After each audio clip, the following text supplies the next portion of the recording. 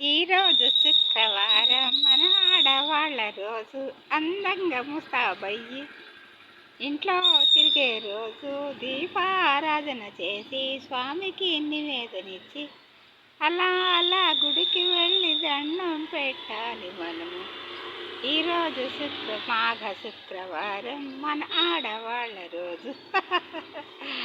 ఆడవాళ్ళ రోజు అంటే శుక్రవారం ఉంటుంది, ఇవేంటి తలక పోసుకోలేదు, ఎప్పుడు కట్టే ఎర్ర చీర కట్టిందిగా అనుకోకండి. ఈయన చీర ఎర్రది కట్టినా దాని జ్యువెలరీ డిఫరెంట్ ఉంటుంది, గమనించండి. జ్యువెలరీ డిఫరెన్స్ ఉంటుంది, బ్లౌజులు డిఫరెన్స్ ఉంటాయి, డైలాగులు కూడా డిఫరెన్స్ ఉంటాయి. ఈరోజు నుంచి నేను ఒక చిన్న కథ చెప్తానబ్బా రోజు. ఎందుకంటే అస్తమానం మామూలు మాటలే చెప్పుకుంటున్నాము అని అనిపిస్తుంది నాకు. నేనైతే ఒక కథ చెప్తా. అనగనగంటే ఒక ఊర్లో ఒక ముగ్గురు అన్నదమ్ములు ఉన్నారంట. ముగ్గురు అన్నదమ్ములకి పెళ్ళిళ్ళు అయినాయి. ఒక అన్నయ్య ఏమో ఒక ప్రేమ పిచ్చిలో పడ్డాడట. అదెవరిని ఆయన బట్టలు మంచిగా ఉతుకుతుందని ఒక చాకల వాళ్ళ అమ్మాయిని ప్రేమించాడట. పెళ్ళైన తర్వాత ఈ విషయం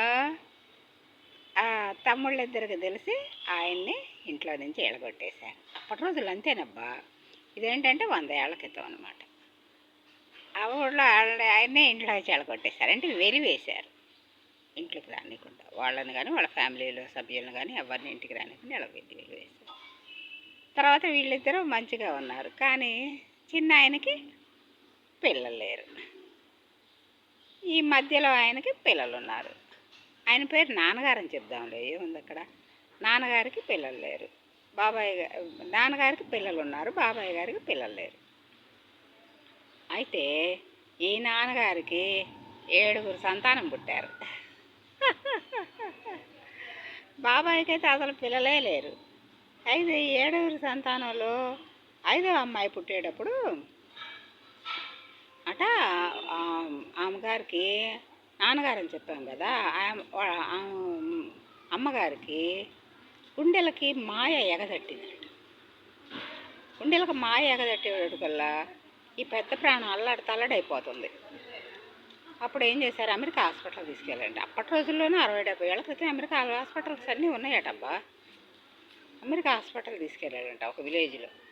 అక్కడికి తీసుకెళ్తే వాళ్ళు ఏం చేశారు, ముందు ఈ మాయని బయటికి లాగి ఈ పుట్టిన బిడ్డ ఎవరైతే ఉందో ఈ అమ్మాయి చనిపోయే ఉంటుంది అని చెప్పేసి ఒక గుడ్డల్లో మూట కట్టేసి ఆ డస్ట్బిన్ దగ్గర పడేశారట. పడేసి ముందు అని ఆ మాయ అంతా క్లియర్ చేసి, అప్పుడు హ్యాండ్స్తో క్లీన్ చేయడమేనబ్బా, ఇప్పుడులాగా అంత టెక్నాలజీ కాదు.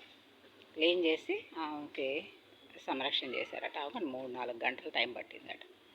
ఇక ఆమె రెస్ట్ తీసుకుంటుంది. డాక్టర్స్ అంతా వెళ్ళిపోయారు. ఈ పుట్టిన బిడ్డ ఎవరైతే ఉందో గుడ్డలో చుట్టూ బయటపడేశారు కదా చచ్చిపోయిందని. అయిపోయి 4-5 గంటలు అయిపోయింది. భోజనాలు చేసి వచ్చారు, చేశారు. కల్లా ఇంత ఈ కీపర్స్ ఉంటారు కదా, ఊడ్చేవాళ్ళు ఊడుద్దామని హాల్స్ అన్ని డాక్టర్స్ వెళ్ళిపోయాక శుభ్రం చేస్తుంటే ఆ మూట కదులుతుందట.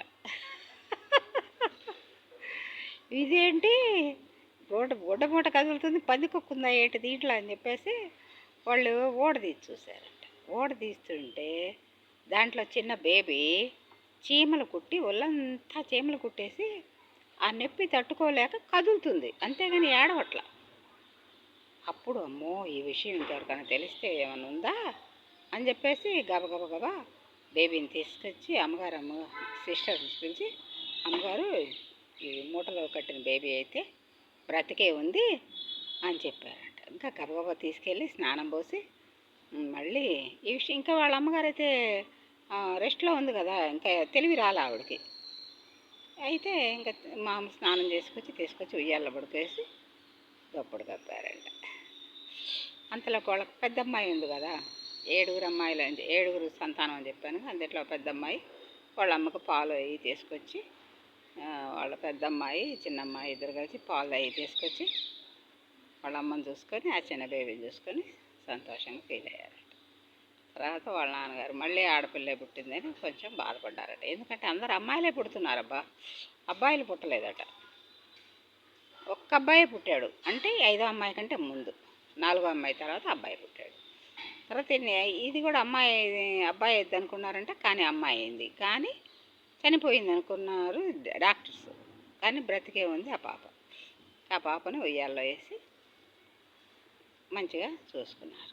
చూసుకున్న తర్వాత ఏమైంది, సాయంకాలం అక్కడ అప్పటి రోజుల్లో 11 రోజులు ఉంచేవాళ్ళు హాస్పిటల్స్లో. ఈ 11 రోజుల పాటు వాళ్ళ ఊరి నుంచి పాలు నానరొట్టె పెట్టేవాళ్ళు అప్పటి రోజుల్లో బాలింతలకి. వేరే కారప్పొడి, నానరొట్టె, దొండకాయ సన్నగా ముక్కలు కోసి గట్టిగా ఉప్పు పసుపు వేసి పిసికి ఆ పసరంతా తీసేసి కొద్దిగా నూనె వేసి నూనెలో మంచిగా ఎర్రగా వేగి చిన్నులపాయలు చెసగం వేసి దంచి అది కూర చేసేవారు.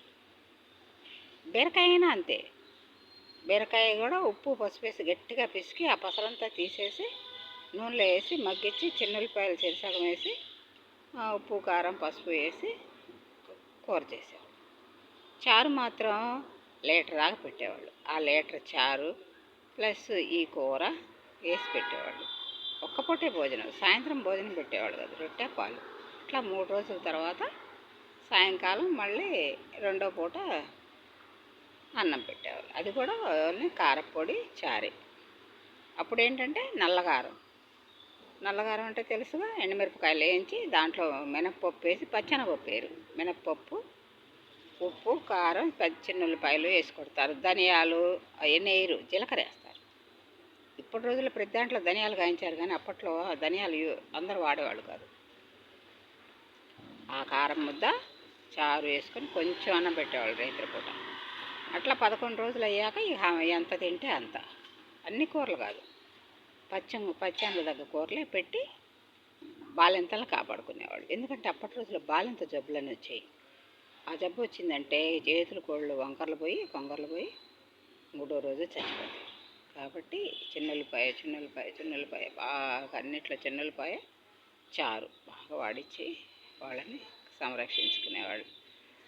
అప్పుడు ఆ అమ్మాయి ఇంకా చాలా 10 రోజులు అయ్యేటికల్లా 11వ రోజుకల్లా చాలా బాగుంది, మంచిగా తయారైంది. అందరూ చచ్చిపోయి పుట్టింది ఈ పిల్ల, చచ్చిపోయి పుట్టిందని.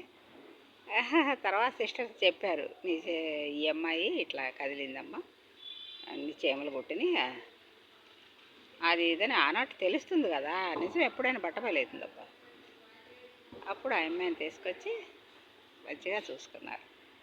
తర్వాత 11వ రోజు ఇంటికి తీసుకొచ్చి స్నానం పోసి బారసాలు చేశారు. బారసాలు 11వ రోజే పేర్లు పెట్టేవాళ్ళు. ఇప్పుడు మన ఇష్టానుసారంగా పెడుతున్నారు కనుక వెనకటి రోజుల్లో స్నానం పోయంగానే ఒక మంచం అడ్డం పెట్టి చాట్లో పిల్లని పడుకోబెట్టి బొడ్డు మీద బంగారం ఉంగరం పెట్టి తెల్ల బట్ట కప్పి యువతలకు వచ్చేవాడు. అప్పుడు బ్రహ్మదేవుడు రాత రాస్తాడు అనేవాడు.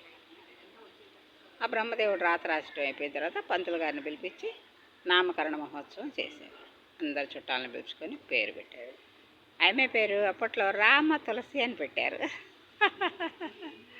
రామ తులసి అయితే చాలా మంచి పేరు కదా, బాగుంది. ఈ ఎపిసోడ్ ఇంతటితో ముగిద్దాం అప్ప, మళ్ళీ రేపు చెప్తాను ఈ స్టోరీ. ఓకేనా, bye. Like and subscribe, share.